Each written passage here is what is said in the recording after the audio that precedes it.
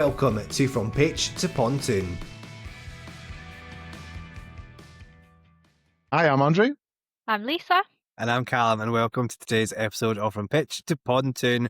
We're all back together. It feels like it's been about 84 years. I was just going to say, I can't remember the last time we did this together. Actually, it's a long time. It's been a while, I think, because what did we do? Because the 10-year anniversary one was actually recorded a wee while ago, and then me and Lisa have done two on our own. I know, which I'm not quite happy about. And the last one, you were on a boat.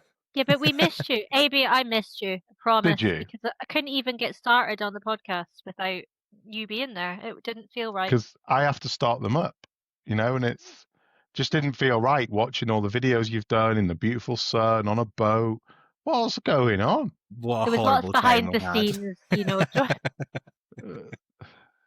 Did you get on, though, the pair of you? There's no fighting, no? No, we do. Do you know what? Do you know the thing is, right? Genuinely, and anybody that is from Scotland will totally appreciate it. And we actually found out that Italians are the same. Oh, yes. So I am Italian and Scottish and Irish roots, so just an angry firework apparently. But when Calum and I are having a conversation, everybody thinks we're having a fight, don't they? Nice. Yeah. We were having a debate on the stand as we were setting up for the event, and we were just talking. To the point. Yeah. But the poor guy that was setting up the stand, poor Dave, by the way, shout out to Dave because he's an absolute legend. He is like a machine, but he was actually in the corner and all I could see was him and his shoulders going like this because he thought we were having like a full on. So yeah, not more sibling fights, I would say. That's what it was like. Oh, that's good. Yeah. I would say, That's considering the amount of time we spent together, Yeah. Yeah. I think we all did all right. Yeah. Good. Because we didn't even get a break when we were on the plane from each other because we were sat with each other as well. We didn't plan that very well. You should have had a seat on either side of the plane. That's rude. What we didn't plan actually properly was where we would sit on the plane. We got extra leg room.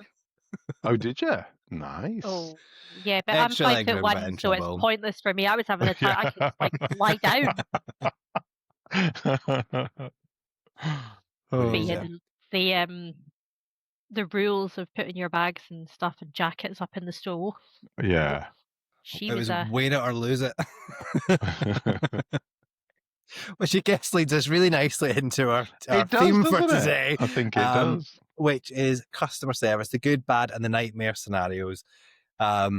Which actually we've decided to record this based off of the conversations that Lisa was having in Venice from our previous episode about getting back to basics and actually making sure that customer service is our top priority. Yeah. Obviously, we've all just been through peak. We are minutes away from the end of season for a lot of parks and a lot of marinas. Their seasonal changes are coming into force, and we're all ready to take a deep breath and relax. So, customer service, where we get it right, where we get it wrong, and more importantly, and much more fun, those horrific stories from our home past. Which is funny because I was on holiday last week and I met up with a few people that I used to work with and we were talking, do you remember that person? Remember that person? Remember that person was shouting at us for that? So that's what we're going to talk about today, customer service and how we overcome with it. So who wants to kick us off with what good customer service looks like to you? Because it's different for everyone. I suppose there's many elements to it, isn't it? Isn't there? Sorry. But I think for me, it's understanding that it's about, and then this is going to sound really silly, but it's about the customer.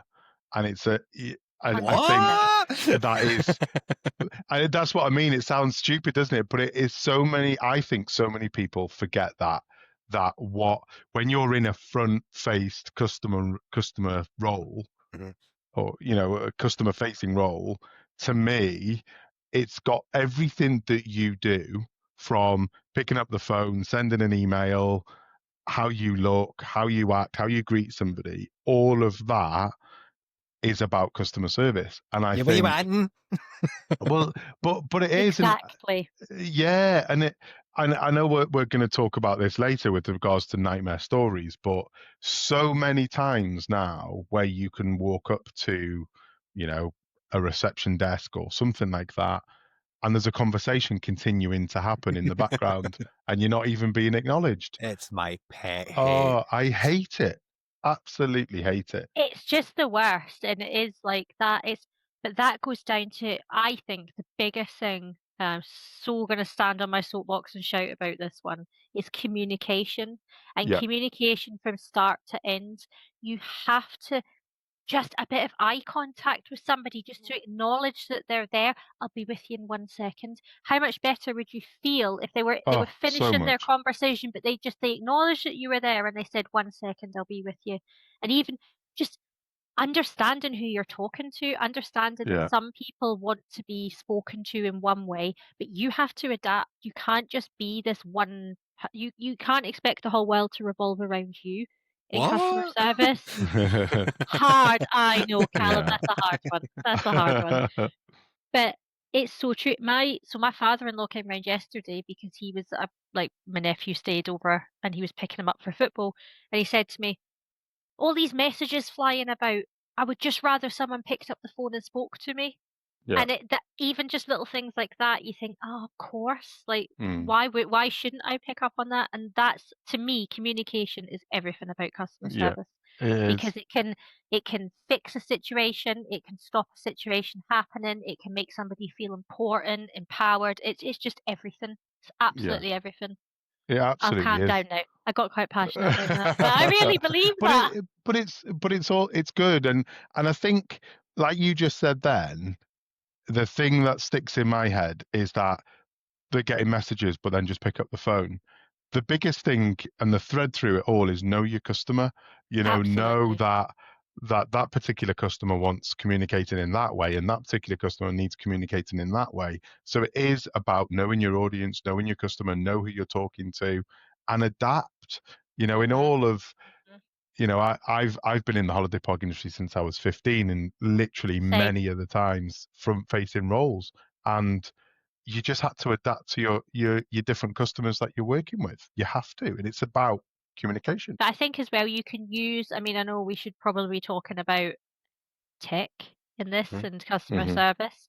And again, there isn't one size fits all with communication, and that's maybe where you need to think about it. Do you Yeah. want to be bombarding someone by email all the time, or are you convinced they're picking up their email journeys, or cold calling? I mean, I've had to do that, and it's horrific when you're Yeah. at, when you get to the time at like 6 o'clock at night, and you're sitting in the booking center, and it's like, right now you need to pick up all these booking leads and try and get them to come. They don't want to talk to you. They don't care. They're having their tea. They're like, Yeah. checked out. So how do you adopt and use what you have, the tools that you have, to make sure that you're communicating with people in the best possible way? I think that's what we're trying to do.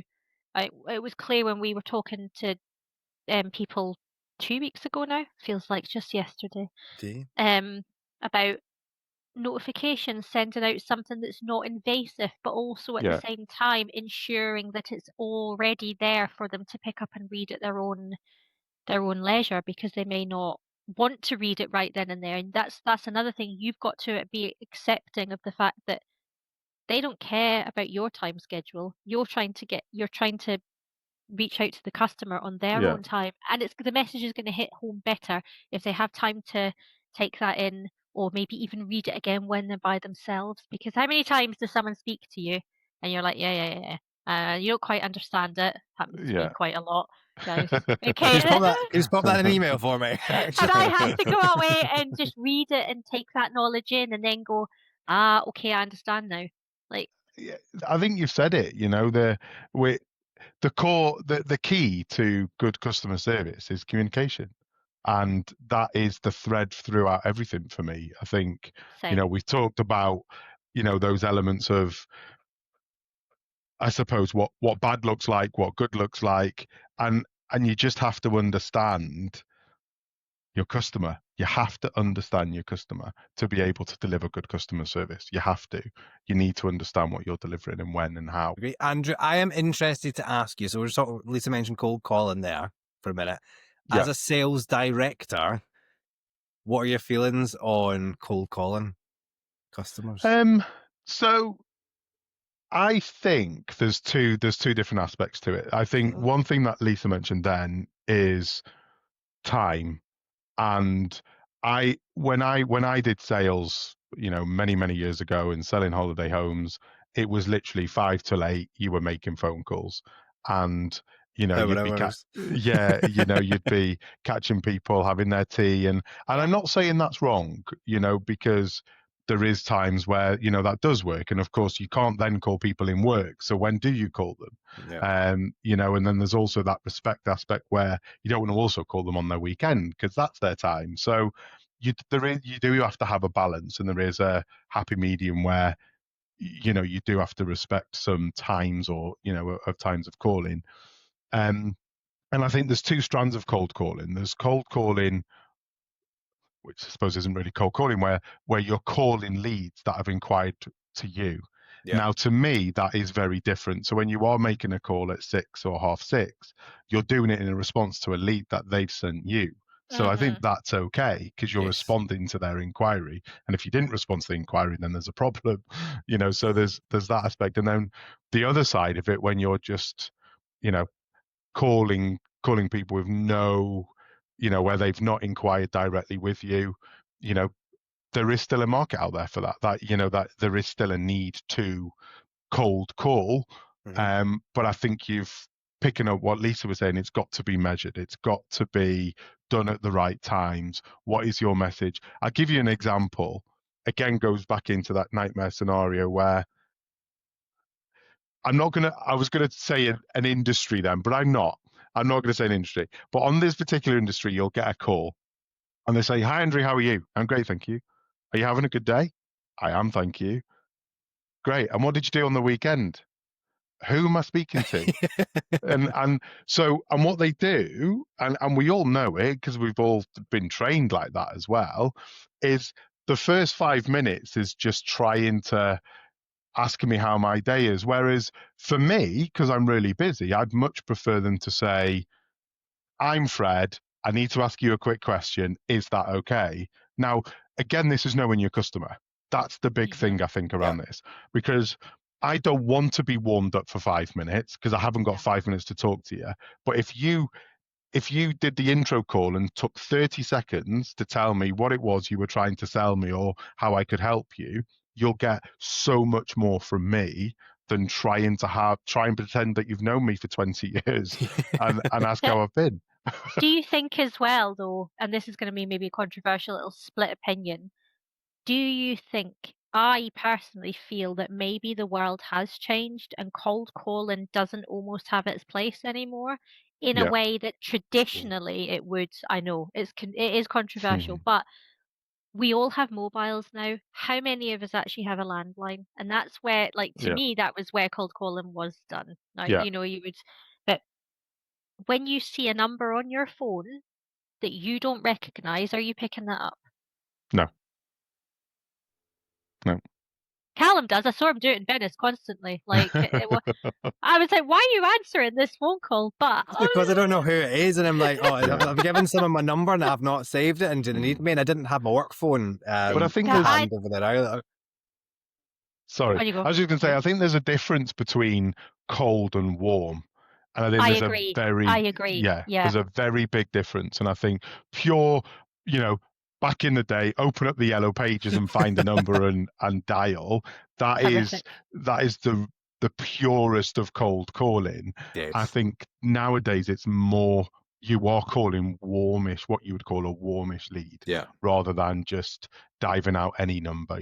These people have either shown an interest somewhere, given you their details somewhere, been to an event, and you know about them. So I do think that it's not the traditional cold calling as we know it, or as people know it. I agree. I used to work with a guy who was on my team, and he was exceptional at I say cold calling, but it was warm. But he would open that whole call like the way you were saying. He would go, "Listen, I am. This is my name. This is where I'm calling from. This is why I'm calling. Have you got 5 minutes? I don't want to waste your time if you're busy." Yeah. And 90% of the time, they'd go either, "Well, they're not wasting this time," because they go, "I'm not interested, so we're not, goodbye," or yes, but I can't now, and they would then book a follow-up call there and then. He was which is so exceptional at much it. better. Isn't it? It's a two-way street again. Communication. time. That's the I respect you enough to tell you exactly who I am, what you are, and I think as well, just drawing the line on what is classed as warm, like you know. Absolutely. Yeah. Let's not be phoning people from like 2003. If that lead is still Yeah. not closed, guys, I think it's time that we need It's to, not you know, closing. be done. but yeah, rethinking possibly how you do that and how you can maybe use a bit more of the modern technology to do this. Like Andrew, I think you were down south this week and I was up Yeah. in Scotland, but we were presenting exactly the same information about what is possible with Copilot and AI and modern worker and all of those bits and pieces. And I think the feedback I received was definitely like they did not realize some of this was available to them. No. And how to use it and what to do with it and how to Yeah. make their day easier by scheduling certain things in at a time where you can schedule into your diary or you can book follow-up things or bookings in Outlook and you know, information even using Copilot Researcher to just a little bit of background, just read the room, guys, you know. Yeah. Well, no, you're absolutely right, and that exactly the same in the event that I was. Is you don't realize all of the tools that we've got at our fingertips that can help you. Circling this back down to, how can tech help with customer service? Is that it's there to use. In the products that we use every single day, whether it be writing notes, writing reminders, putting it in a system to send automation out, and there's lots of things that can help to make sure that the customer is listened to, feel wanted, because every customer wants to feel that their stay, appointment, booking, journey is unique. Of course they do. And I think that's the crucial bit for me. You can't, it's not just a case of feeling like, well, you're one of 10,000 and you'll be dealt with in that same way. You want to feel like you're the only one of that 10,000 and be treated uniquely. And every customer deserves to feel like that. I think everybody should feel listened to and that they're important and that their opinion or what they're looking for is valued, because especially holidays or booking a bath or buying a holiday home, it's not 20 pence we're talking about spending here. Sometimes this is their only holiday of the year. Sometimes it's a special occasion that you're being trusted with, like and it's everything to them. Or they're spending a lot of money with you and they want to know that they're getting value for that. It's definitely you need to think about these things. Who was it? Was it Paul Knox Johnson of Haven Knox Johnson, when we had him on, actually made that clean comparison. Whether you're spending $5,000 or 5 million, that level of service should be the same because of that. Because 100%. $5,000 to me is a lot of money to go and spend on something. Might not be a lot to someone else, but that 5 million is the equivalent of my 5,000. So shall we discuss our nightmare customer service stories? And I think we've touched on a little bit of it, haven't we? And I think obviously the thread has to be communication. Is that it's the not communicating with the customers, not letting them know about changes that may have happened and they're not aware, and they turn up and they've got this shocked face on what is happening. And then there's the smaller ones that actually can weigh more in people's minds, which is the not acknowledging people when they turn up, or carrying on with that conversation. And all of those things, to me, again, depending on your customer you're dealing with, can take that in so many different ways. This isn't a nightmare scenario at all, but it stuck in my head. I went to hire a car last week because mine was broken. So I hired a car. I won't say who the company is, but I walked in and it was a small office and the lady was dealing with another customer. And as soon as I walked in, it was like, "Can I help you?" Like I shouldn't have been there. And and then I said, "Yeah, I've come to pick up my hire car." And she goes, "Oh, well, can you wait outside, please? We're just discussing private information." Whoa. Now, when I went outside, there's a sign on the door, one customer at a time, and I didn't see the sign. Whoops. Didn't see yeah, I didn't see the sign. So you broke the rules and then kicked off. I broke the rules, yeah. But the lady was really, really nice. When it was my turn, I waited 20 minutes in the cold outside, and that frustrated me because I felt, I turned up on the time I should have been. So, but to me, if I analysed that, I would be like, well, are you here to hire a car, Andrew? I am. Yeah, you're a hire car place. Great. I'm really sorry, but I'm nearly finished with this customer. Can I just ask you to wait outside? I'm really sorry. I won't be too long. It's that car over there. Go and check it out. Make sure you're happy with it. It's just that little tiny tweak that would have made me feel a bit better for waiting for 20 minutes. But that first 20 minutes, I'm thinking, this is ridiculous. Getting more and more angrier, aren't you? And you are. What happens when it's raining? But that's it. Imagine if it was raining. That's the problem, though. Yeah. It's like sorry, Andrew, to interrupt. No, it's okay. But it's that one thing, and it always happens. And I'm sure we can all tell you about a scenario where someone has arrived or someone's booked something, and a tiny thing has gone wrong, but yet they're heading to their accommodation, and they're going to look for something wrong. They're heading to that leisure centre and they're going to find fault with it. They're going to find fault when they go to the restaurant because that first interaction has been terrible. So they're going to be like, you know what? My mind's made up. You've ruined it for me. Yeah, that's it. It happens, and you can see it really clearly because they'll complain. You might get a complaint, and they'll say that the first day they've arrived, something's not quite right, and you've either not been able to rectify it or you've rectified it. And then what happens is day 2 day, 3 day, 4 day, and you're going, where are all these issues coming from? None of these issues arrived before. And to counter that, we used to call out on day 2. So this is the day after they arrived. Before I was to get it on record. Hiya, is everything all right with your stay? Anything we can do for you just now? That'll be maintenance, housekeeping, whatnot. 9 times out of 10, they'd be like, no, great, everything's fine, smashing. I've got that on a recorded line. Happy days for me. But then on the Friday when they were checking out, everything that's the worst time to complain with checkout time. But the level of complaints went down because anything that had come up or been arisen had been dealt with throughout the week. So actually on Friday, all we were doing was like, do you want to come and stay again? Rather than, okay, I'm leaving on Friday, I'm absolutely furious. Well, now you've cuffed my hands because I can't help you now. Your holiday's done. I'm not gonna refund you because to me, you've enjoyed the entirety of your stay. Give me opportunity to rectify it. I'm not getting you any money, which would then cause a bigger issue. So then that's why check at the beginning of the week, and with a touch point the day before the departure to try and get them to book again anyway. So there was interaction and communication throughout their stay rather than just being hiya and goodbye. There was comms flowing in between to make sure they had an opportunity to tell us if something was wrong or if we could do better, which is before. Because otherwise, I mean, what are you meant to do? If you're not going to tell someone that something's wrong, we can't fix it. Exactly. No. You're not even given the opportunity. And I think that rolls on to another nightmare situation. And I'm going to think about it on the other side of the coin. Of course I am. It's me we're talking about here.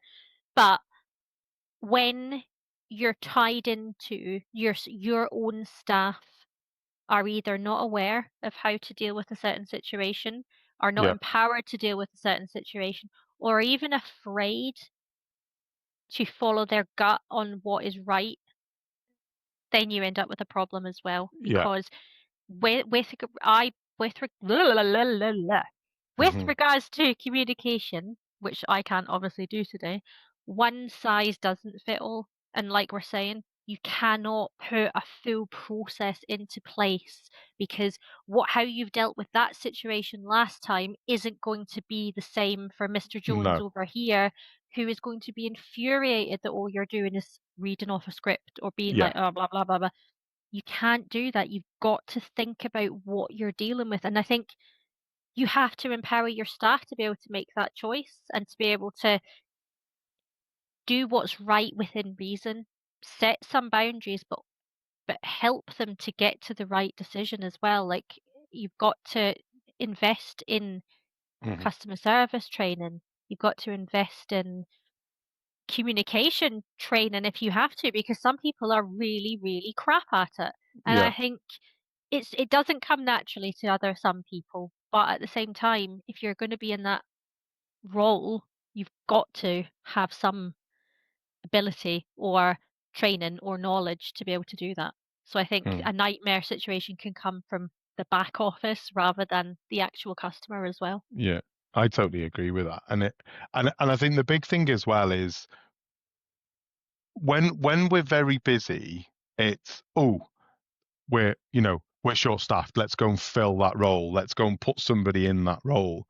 But Yep. by putting the wrong person in that role can damage your brand, your reputation, Everything. all of those things, because you may have got the first bit out. They may have got that lovely automated email. They got all of those bits, but then they arrive and then they get somebody who's never done customer service before or not trained on how to deal with something, or they've been asked a question and gone, I don't know, and it's like straight away, their whole holiday is going to be, or not, doesn't necessarily be a holiday, but anything, is not going to go well. So it does fall back to communication again. And it's that communication from who's setting the process to the people that are delivering it. And it's that full circle scenario to ensure that everybody is singing off the same hymn sheet and everybody is doing the same thing. And I think there needs to be a level of accountability. So if you're not, I'm just thinking from a refunds perspective, right? So if you're not comfortable giving all your team whatever it is, you can refund 10% without even talking to me. If you're not comfortable with that, you need to be around to be accountable for that. You can't be saying to your team, that's just the way it is. You do. No. If you're sat in that back office and you're going, no, you best believe you get out that front. You talk to that customer. Yeah. It's the worst manager is the person that keeps all the power but isn't available. Yeah, absolutely. Isn't available to deal with their own processes and their own response. Like if you're not willing to stand behind the rules that you've created, you should not be expecting your customers or even your worse though when they staff. come out from behind. So your staff have held the line, and then they come out and go, never mind. Just have what you want. Yeah. Oh, yeah. furious. Back your staff in public and fix it in private. I got pulled over the desk once by my shirt. Yeah, I did. What did you do? Their accommodation wasn't ready, and I got pulled over the desk, and the manager at the time was sitting behind and did nothing, and it was the housekeeping manager. She was hilarious, and she came in and stood her ground and argued my cause, and it turned into an apology. It was like, I'm so sorry, like I was like just annoyed and blah blah blah again. But it turned around, and they ended up checking out, actually leaving me like a bottle of wine and things like that at the end, which was really nice. Jeez, but there was nobody that had my back at that situation. And I was only young, but then I had a co-worker who, and I think that says a lot as well. But that person had zero customer service training. But you do have situations where you've got to, if you're in charge and you've made rules, or you're not accepting that your team can make some decisions without you, you've got to be there to either stand ahead or I've had it. A member of my team was getting screamed at. So my office was like 2 rooms back, effectively, like quite a long way from the actual reception desk, and I could hear this group of people screaming, and I was like, so I moved into the back office, and I was like, what's going on? Got a hear of it, and I was like, absolutely. I kept 4 o'clock, receptionist full of people. There was me came flying through, Scottish and English. Who do you think you're talking to? Get out of my reception. The lad was 16, and there were like 2 full-grown men just shouting at him. And do you know what it was over? And this is they wanted a hand getting their bags up the road. And we're like, he didn't say no to it. He just said he couldn't do it just now because we're in the middle of a busy check-in. Give us 10 minutes to see if I can find. There was no. They just weren't happy with the resolution they'd been given at the time. So they got put to the back of the queue and told to stand I outside. think we should just put a little cam. pitch to pontoon exclaimer in here at this point, though, that we do not condone screaming at our customers. No. And dealing with it in that way is not the way to go. And we would never do that. No, Calum? No. if anyone I've worked with in the past who's listening, keep your mouth shut. We'd like to hear these stories, guys, if you've ever worked with Calum. Come on, tell them all the times he's lost it. No, I did a bit of a funny, I guess, is it a funny complaint with a customer proper shouting at reception, because she was allergic to the colour green, and the interior of the accommodation they'd been given was green. So we're trying to figure it out. Okay, I didn't know that was a thing. Let's see if we can get you moved. And because I'm just going, right, we need to sort a situation. One of my team goes, she's got a green jumper on. Nothing to do with that. She just wanted a different accommodation. Right, we need to wrap up. We've been chatting. So I think we've now gone from customer service to the fact it's all about communication, actually. Yes. Is the takeaway for today. Communicate, get it off your chests, and speak. So, final thoughts to wrap up, guys? Anyone? For me, I think that you can have all the technology in the world and it's there and it'll help you, and all your spreadsheets in the world will help and you can get there. But people are what make a business. People are what makes somebody's holiday. Communication and people. You cannot. Nothing can replace that. Nothing can replace the warm human contact that somebody feels. Nothing, no matter what. That's my takeaway. I've been very vocal on this, but I just really, really, really am passionate about communication with customer service. To me, I think is just such a big thing, and it's almost not a dying art. That's unfair, but people being so wrapped up in the world of being on a phone or not being able to talk. Or I got in a taxi the other day, and that's what the taxi driver said to me. He said, I get young people that get in the back and they don't know how to have a conversation with me because they're too shy. Yeah. Because we're not behind a screen. So I think people make everything. I'm going to be quiet now. Sorry, guys. Andrew. No problem. I think my takeaway would be, I think it would be data helps us anticipate needs, not just react to problems. And it goes back to that, again, that thread of communication, what you were saying, Lisa. I think communication is huge. But don't firefight, don't knee-jerk reaction, I need to do this, I need to do that. Assess the data and just flow through the scenario and always understand what it is that you're trying to achieve and deliver, and then use the tools that you have at your disposal to make it work. Perfect. And I think for me, the best service happens when everything is connected. Oh, that's so nice. When I'm not shouting at people. Yeah. I'll tell you what, if you've got any customer service horror stories that you'd like to share with us, we'd love to hear them. We'll keep you anonymous, and we might use some in the future.